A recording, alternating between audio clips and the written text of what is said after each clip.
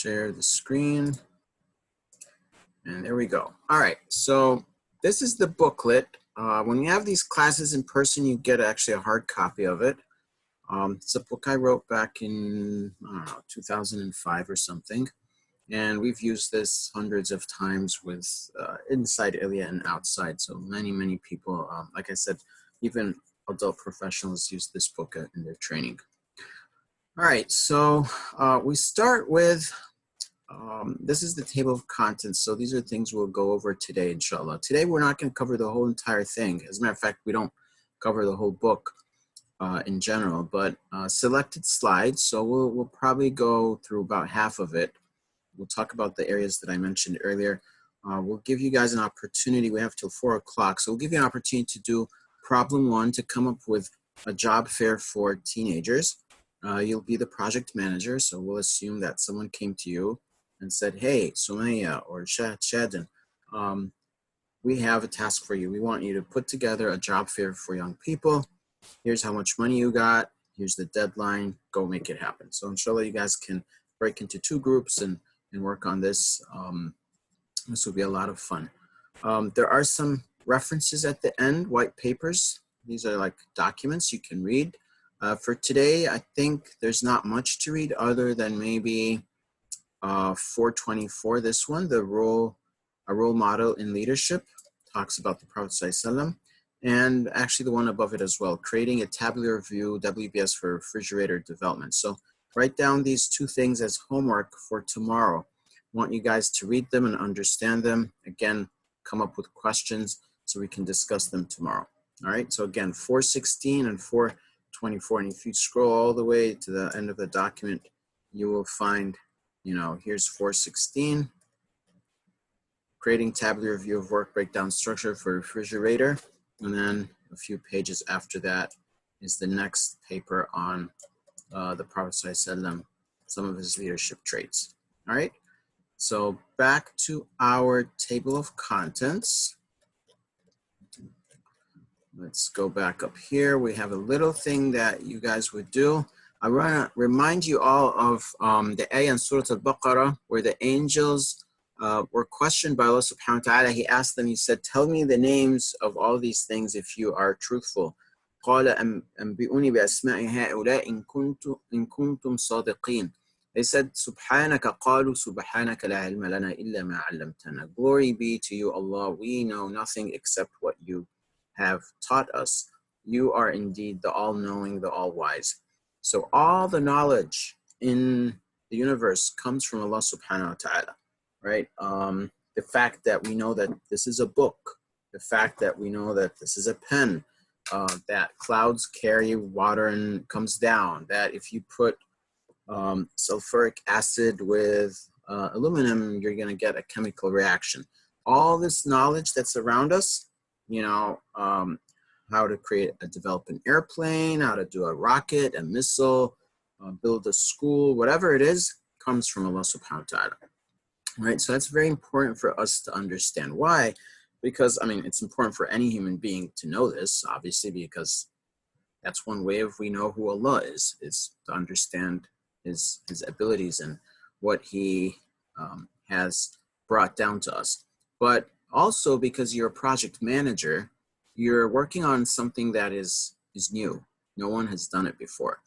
And because of that, there are a lot of unknowns. There are things you're not going to know, right? So if I say, Mahmoud, I want you to start a chapter in Virginia near where you live, he's going to look at me and say, I've never done this before. I was like, yeah, I know, but this is a new project because it wasn't done before. It's a project and we'd like you to be a project manager.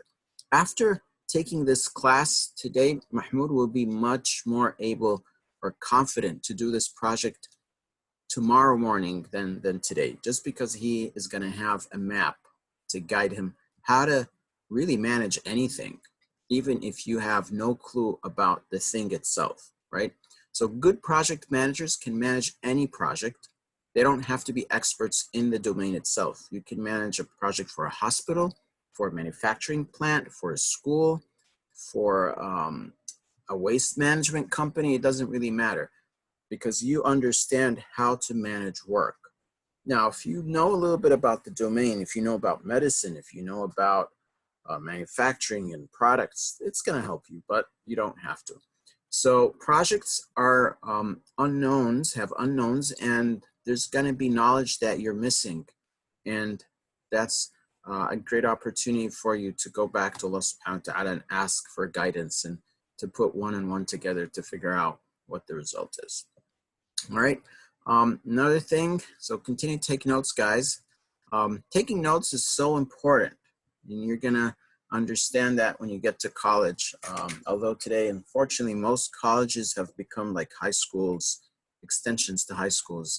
Gone are the days where the professor comes in and expects that the students have read 60 pages last night and, you know, they're having a meaningful discussion. Unfortunately, most big schools, even the professor just comes, scribbles some stuff on the board, or even does a PowerPoint deck and says, all right, you got the handouts online, just go read them and take your quiz. So gone are the days where they really make you think critically. But you will still use the skills of taking notes when you become professionals and you work in real jobs, because you're going to be attending meetings most of your day, and that's how you need to remember things. So it's really important you take notes because it's an important skill. All right, another thing to discuss today, we live in a very complex world.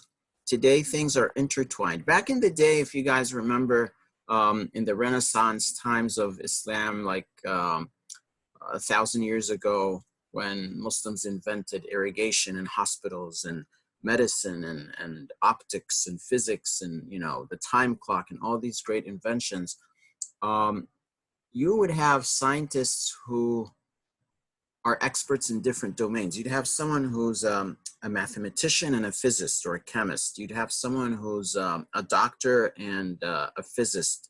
You know, they do different things. And as knowledge accumulated in the world and people became more, or the human being has become more experienced, we started creating these disciplines. So the discipline of medicine, the discipline of engineering, and the discipline of commerce. And under each of these disciplines, we started creating specialties. So engineering, you'd have civil engineering, you'd have mechanical engineering, electrical engineering, and those are, relatively speaking, older professions. They've been around for a good, you know, 300, 400, 500, 600, 700 years. Back again, 1,000 years ago, we had mechanical engineers. We had people in the Muslim world who invented gears and created, developed clocks and things like that to take track of time. So those are mechanical devices. That was mechanical engineering.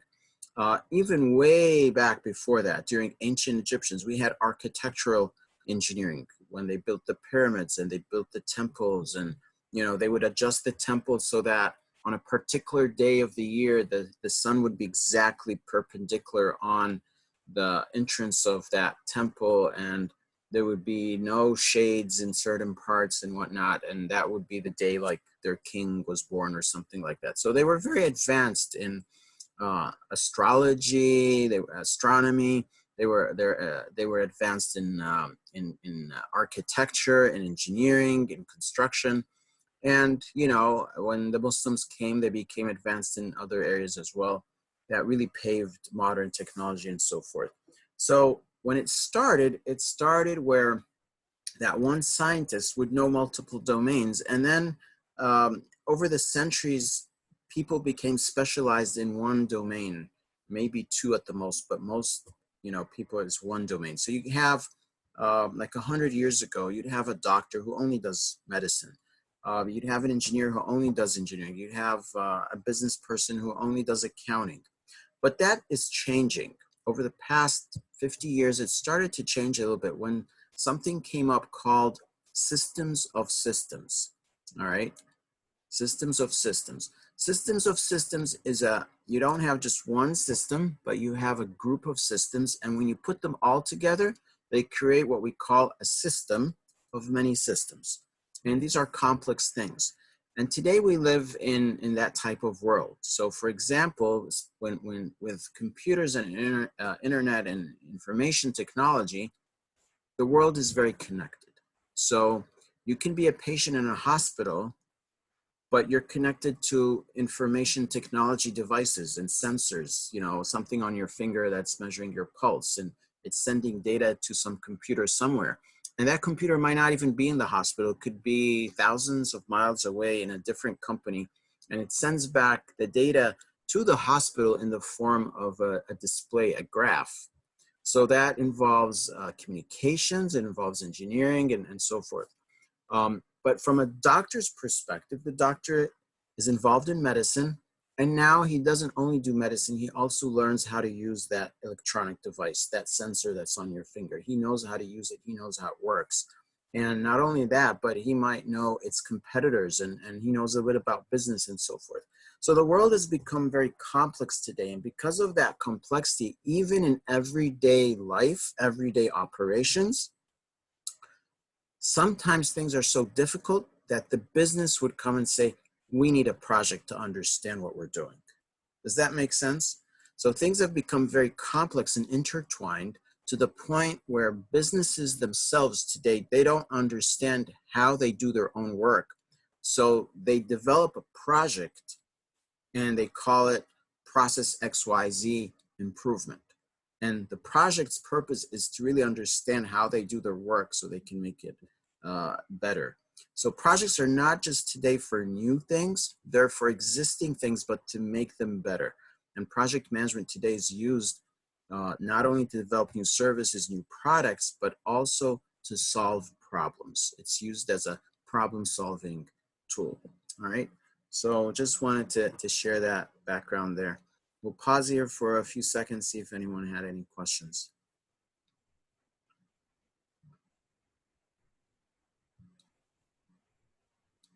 No questions?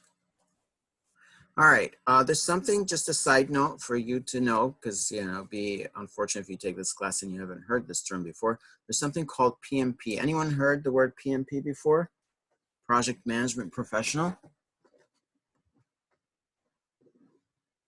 No. Okay, PMP, Project Management Professional, is a professional certification. It's well respected in industry. It's been around for about 40, I think, years now, or maybe a little less. There's hundreds of thousands of people around the globe who have this credential. If you intend to move into certain disciplines in life, like software development or IT, operations, or technology in general, it's something you might want to consider. Many of our former students and interns, because again, they took these classes with us, once they graduated college, they started working towards their PMP. You have to have 2 years of full-time experience to be able to eligible to apply for PMP. But if you're working with ILIA for some time, you can use that towards the two-year work experience. All right, so we're going to do a little exercise in your book, or in your document, I'm sorry. If you can create a table, a 2x2 sort of table like this. So 2 columns, 2 rows. On the first row, write my current knowledge and skills. And on the second row, second column, write things I'd like to know about, just like you see here on the screen. All right. And I want you to put under each empty box 4 things. So 4 things you know today about project management. All right, up to this point, things you learned today or you've known before joining this class. And then on the right side, I want you to put 4 new things that you would like to learn. All right. Is that making sense? Do you have any questions? Yeah. All right, cool. So I'll go on mute and I will pause the recording again here while you guys take a couple of minutes to do this little activity, inshallah.